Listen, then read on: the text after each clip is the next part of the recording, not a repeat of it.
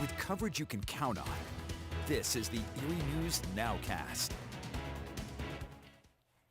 Good evening, I'm Haley Potter. Thanks for joining us for tonight's edition of the Erie News NOWCAST.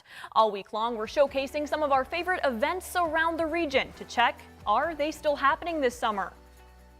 As we first told you Thursday, Celebrate Erie won't be happening this year, but good news, the Rib Fest is planning to make a return from September 15th through the 18th. Organizers are happy to have it back in downtown Erie, but are making changes because of COVID-19.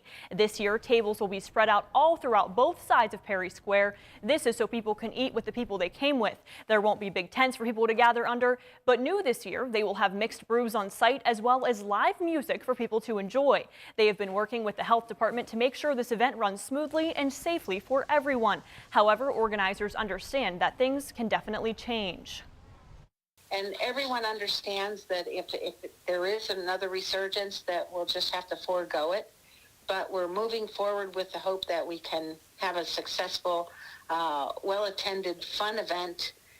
We're all looking so forward to having a good time together again once this pandemic is over. And we also checked in with organizers of 8 Great Tuesdays to see if they have plans for the event to return this year. If you're looking for live music and good food on a weekday night in the summer, chances are you'll end up at the amphitheater with 8 Great Tuesdays. The event that brings people out all summer long may not happen this year. Organizers have been working on trying to find a plan that is safe for community members, but have yet to find it. Organizers say they have postponed making a final decision until mid to late May. At that point, they would decide to host it in July and August or put it on hold for another year.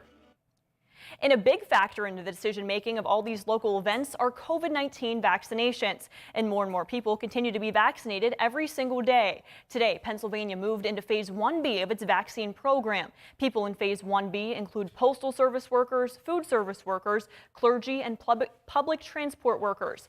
More than 74,000 people in our region have been fully vaccinated against the coronavirus. That translates out to be about 20% of the region's population, with another 10% partially vaccinated. Erie County has vaccinated more than 50,000 of its residents. Crawford has vaccinated more than 18,000, and Warren has vaccinated more than 4,700. You can always find the latest COVID-19 facts and figures on our website, erienewsnow.com. Meantime, Erie's wastewater continues to show rising levels of COVID-19. That's according to the latest report from the lab analyzing sewage samples in Erie County. Levels of the virus have been trending higher over the last few weeks. Infectious disease doctor Howard Nadworny says the data shows many infected people aren't getting tested. The company analyzing the data gives an estimate of how many cases they expect in the county. Dr. Nadworny says the estimate has been higher than the actual number of cases reported. And we've been living in this pandemic for more than a year now. And first responders at Fairfield Hose Company say during this time, they've been spread thin as the virus swept through our communities. Today, Brianna Andrews is checking back in with this fire department to see if vaccination efforts impact life on the front line. Helmets on the shelves and uniforms hung up. Frontline workers at Fairfield Hose Company finally getting a break now that coronavirus emergencies have slowed down a bit.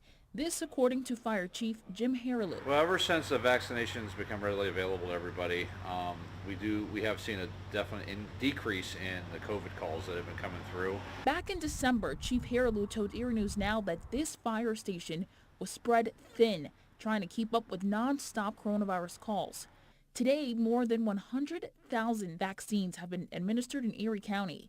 But Chief Harrelou still worries about the future if people start to slack off with healthful behaviors. Nobody wants to see a surge like it was earlier in the year because that's just going to be detrimental for the hospitals, for the facilities around here, for our department members and all the other departments around here. As of today, Pennsylvania will be in Phase 1B, which means more people will have access to vaccines. And while this is good news, we're not out of the clear just yet. Coronavirus cases across the region continue to rise.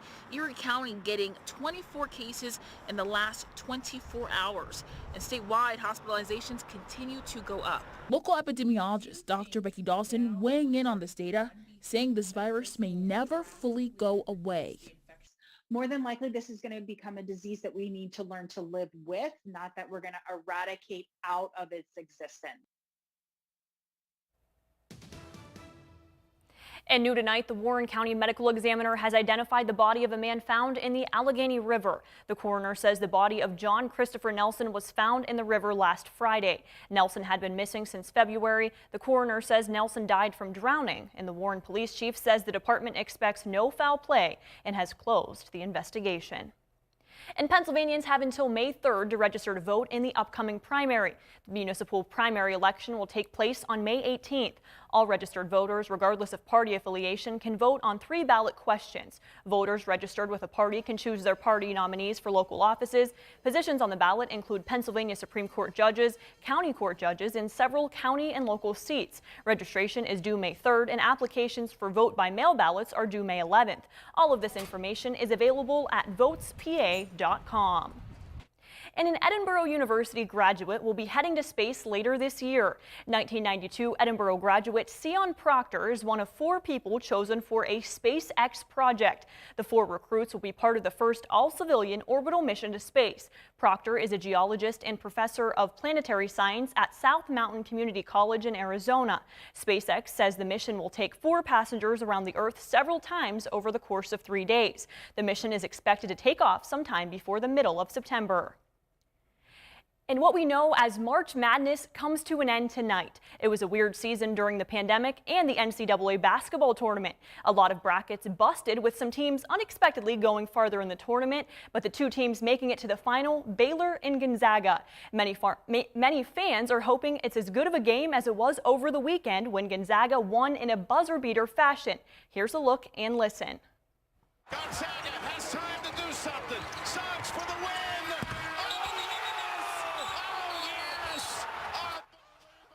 The Final Four game of the tournament between UCLA and Gonzaga did not disappoint Saturday night. It went into overtime tied at 90 points. Gonzaga has time, 3.3 seconds to be exact, and Jalen Suggs pulls up from near half court with no time left. He absolutely drills it, and Suggs sends Gonzaga to the championship game and keeps the perfect season alive for one more game. Tonight's championship game will be seen on CBS and WSEE. It starts at 9:20, and I will be talking with a local bar about what this game means for business success, now that restaurants and bars can serve alcohol to fans watching at the actual bar and without serving food. I'll be live from one local sports bar on Erie News Now at 11. Thanks for joining us for the Erie News Nowcast. Join us for our next news at 10 p.m. on the CW and 11 p.m. on WICU and WSEE. Have a great night.